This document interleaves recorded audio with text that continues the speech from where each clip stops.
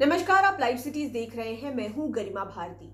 कोसी क्षेत्र में रेलवेज के एक्सपेंशन की मांग लगातार होती रही है। ये कहा जाता है कि ट्रेनों की संख्या कम होने की वजह से माल ढुलाई में भी दिक्कत होती है, यानी कि जो मेल ट्रेन्स हैं उनमें भी उनकी भी संख्या में कमी थी और खास करके जो पैसेंजर ट्रेन्स हैं उनकी संख्या में कमी होने से भी भीड़ बहुत ज़्यादा बढ़ जाती है, लोड बहुत ज़्यादा बढ़ जाता है, जिसका सीधा असर लोगों पर पड़ता है। उनको ट्रैवल करने में बहुत दिक्कत होती है। लेकिन अब रेलवे ने एक बड़ा तोहफा दिया है। बिहार के कोसी एरिया को लगभग 450 करोड़ रुपए की लागत से रेलवे का एक्सपेंशन होने वाला है। लाइन की डबलिंग होगी और फिर नई ट्रेनें जो हैं वो चल पाएंगी। भारतीय रेलवे ने बिहार के कोसी एरिया को एक बड़ा इंफ्रास्ट्रक्चरल तोहफा दिया है। पूर्व मध्य रेल के तहत सहरसा मानसी रेलखंड को अब दोहरी लाइन में बदलने की मंजूरी दे दी गई है। इस परियोजना की लागत करीब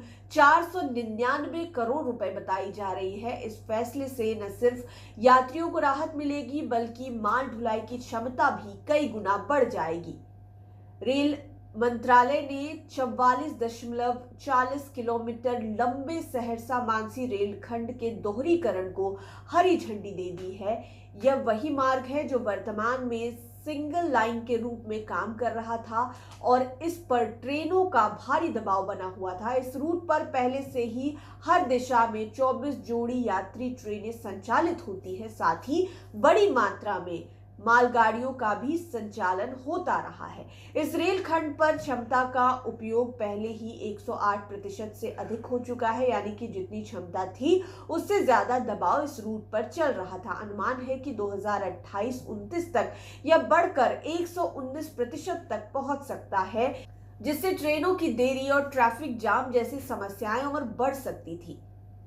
इस बढ़ते दबाव को देखते हुए रेलवे ने यह दोहरीकरण परियोजना को मंजूरी दी है।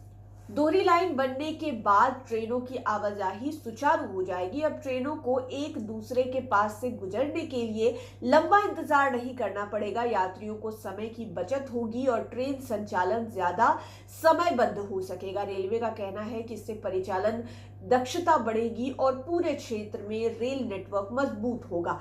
इस रूट से गेहूं, मक्का, सीमेंट, उर्वरक, चावल, नमक, रेत, पत्थर और चीनी जैसी जरूरी वस्तुओं का बड़े पैमाने पर परिवहन होता है। परियोजना पूरी होने के बाद हर साल करीब 1.764 मिलियन टन अतिरिक्त माल ढुलाई क्षमता जोड़ने की उम्मीद है। इससे कोसी क्षेत्र के कृषि और व्यापार क्षेत्र को बड़ा लाभ मिलेगा और स्थानीय अर्थव्यवस्था को नई मजबूती भी मिलेगी। रेल मंत्रालय के इस फैसले के बाद स्थानीय लोगों में काफी खुशी देखी जा रही है। लोगों का कहना है कि इससे कोसी इलाके का व्यापार बढ़ेगा, नई ट्रेनें चलने की संभावना बढ़ेगी और क्षेत्र का विकास भी तेजी से होगा।